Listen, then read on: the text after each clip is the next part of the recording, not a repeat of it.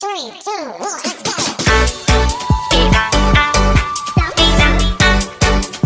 let's go. नमस्कार बच्चों, स्वागत है आप सभी का मिशन शिक्षण संवाद पढ़ाई से प्रतियोगिता तक जूनियर स्तर विज्ञान की क्लास में। तो बच्चों, आज की क्लास में हम मापन के विषय में जानेंगे कि आखिर मापन किसे कहते हैं और मापन क्या है। तो चलिए चलते हम अपनी आज की क्लास की तरफ। आज की क्लास में बच्चों हम मापन के साथ साथ मात्रक किसे कहते हैं, मात्रकों के क्या प्रकार हैं और मापन की क्या विशेषताएं हैं और मापन की क्या कमियां और सीमाएं हैं, इनके विषय में जानेंगे। तो आप सभी बच्चों को बहुत बेसब्री से इंतजार है इसके विषय में जानने का। तो चलिए चलते हैं हम अपनी आज की क्लास की तरफ। बच्चों आइए अब बात करते हैं मापन क्या है, अर्थात मापन का अर्थ क्या है। तो किसी अज्ञात राशि का ज्ञात मानक राशि से तुलना करना मापन कहलाता है।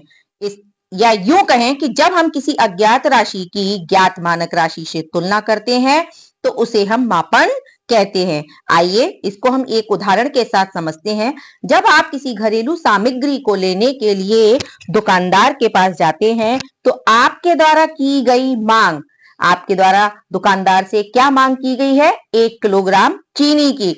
तो दुकानदार उस 1 किलोग्राम चीनी को अपनी अज्ञात राशि यानी बोरे में से नाप कर आपको देने का कार्य करते हैं। तो आपके द्वारा की गई मांग वो क्या है, ज्ञात मानक राशि, और दुकानदार के द्वारा बोरे में से नाप कर, तो यहां पर बोरे में भरी हुई चीनी वो क्या है, अज्ञात राशि।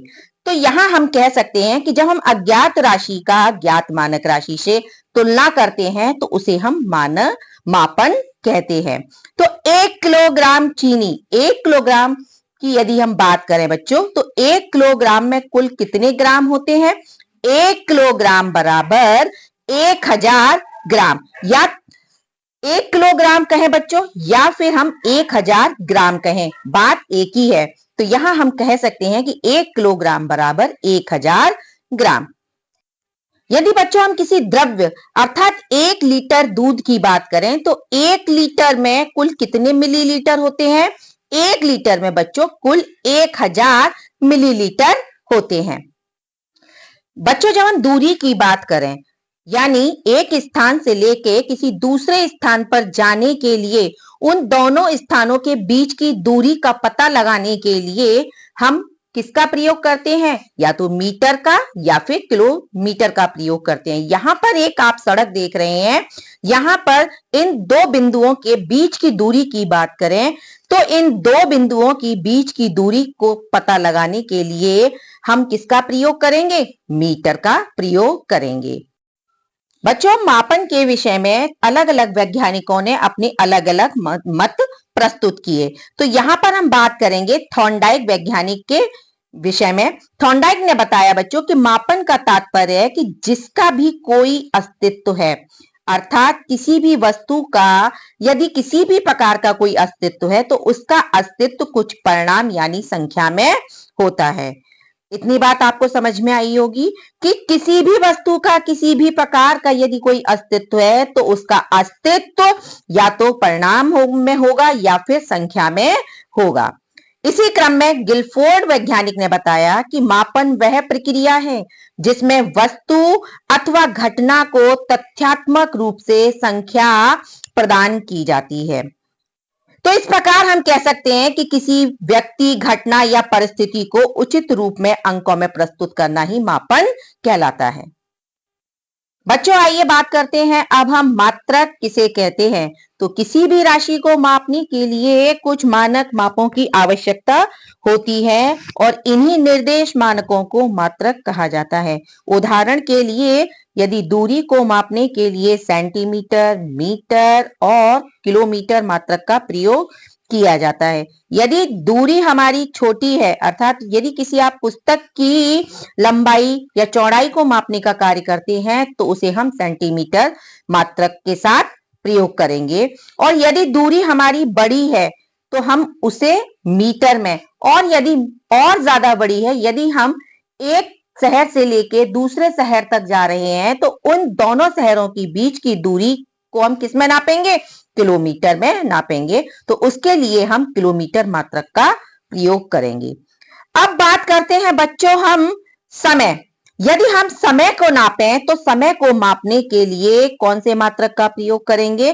सेकंड मात्रक का प्रयोग करेंगे। तो यहां इतनी बात को समझ लीजिए कि समय को मापने के लिए कौन से मात्रक का प्रयोग किया जाता है? सेकंड मात्रक का प्रयोग किया जाता है।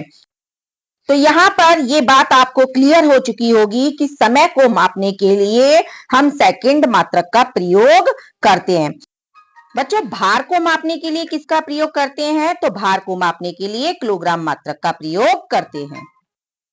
बच्चों, आइए अब बात करते हैं मात्रकों के प्रकार के बारे में। तो मात्रक के दो प्रकार होते हैं, पहला है मूल मात्रक और दूसरा है व्युत्पन्न मात्रक। तो मूल मात्रक किसे कहते हैं? तो बच्चों, मूल मात्रक वे मात्रक जो अन्य मात्रकों पर निर्भर नहीं रहते हैं। कहने का तात्पर्य है कि ऐसे मात्रक जो किसी भी अन्य मात्रक पर निर्भर नहीं होते हैं, उन्हें हम मूल मात्रक कहते हैं।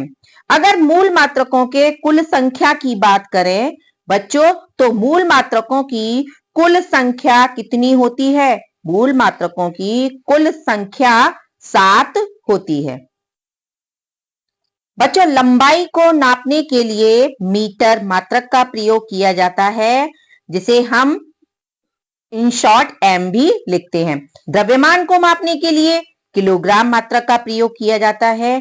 और समय की बात करें बच्चों, तो समय को नापने के लिए सेकंड मात्रक का, और ताप मींस टेम्परेचर को मापने के लिए केल्विन का प्रयोग किया जाता है। विद्युत धारा की बात करें तो बच्चों, विद्युत धारा के लिए एम्पियर मात्रक का प्रयोग किया जाता है। और ज्योति तीव्रता को नापने के लिए कैंडेला मात्रक का प्रयोग किया जाता है। और यदि बात करें हम पदार्थ की मात्रा की, तो पदार्थ की मात्रा के लिए मोल मात्रक का प्रयोग किया जाता है। बच्चों, आइए अब बात करते हैं व्युत्पन्न मात्रक किसे कहते हैं और ये क्या होते हैं। तो वे मात्रक जो अन्य मात्रकों पर निर्भर होते हैं, उन्हें हम क्या कहते हैं? व्युत्पन्न मात्रक कहते हैं। मूल मात्रक के विषय में हमने अभी जाना था कि मूल मात्रक किसी अन्य मात्रकों पर निर्भर नहीं होते हैं, लेकिन व्युत्पन्न मात्रक के लिए ये जो मात्रक होते हैं बच्चों, वो अन्य मात्रकों पर निर्भर होते हैं, इसीलिए इनको व्युत्पन्न मात्रक कहा जाता है। उदाहरण की बात करें तो बच्चों, चाल का मात्रक पता करने के लिए हमें दो अन्य मात्रकों की आवश्यकता होती है, दूरी और समय। दूरी को नापने के लिए हम मीटर मात्रक का प्रयोग करते हैं, और समय के लिए, जैसा कि आपको अभी बताया, कि समय के लिए हम सेकंड मात्रक का प्रयोग करते हैं। तो इस प्रकार जो चाल का मात्रक है वो क्या हुआ बच्चों? चाल का मात्रक बराबर मीटर प्रति सेकंड। इसी प्रकार से बच्चों, यदि हम कार्य की बात करें कि कार्य का मात्रक क्या होगा, कार्य बराबर क्या होता है? बल इंटू विस्थापन। तो बल का मात्रक क्या होता है? न्यूटन, और विस्थापन का मात्रक मीटर। तो इस प्रकार बच्चों, कार्य का मात्रक क्या हुआ? Newton into metre. तो यहां हम इस प्रकार कह सकते हैं कि वे मात्रक जो अन्य मात्रकों की सहायता से बनाए जाते हैं, उन्हें हम व्युत्पन्न मात्रक कहते हैं। तो बच्चों, आज की क्लास में आपने मापन के विषय में संक्षिप्त रूप में जाना। अगली क्लास में हम मापन के विषय में विस्तृत रूप से जानेंगे। तो आज की क्लास में इतना ही। अगले वीडियो में हम आपके सामने फिर से उपस्थित होंगे। तब तक के लिए आप सभी बच्चों का बहुत बहुत धन्यवाद। मैं कविता सिंह, जनपद एटा से मिशन शिक्षण संवाद टीम की तरफ से फिर मिलेंगे। Till then, bye bye.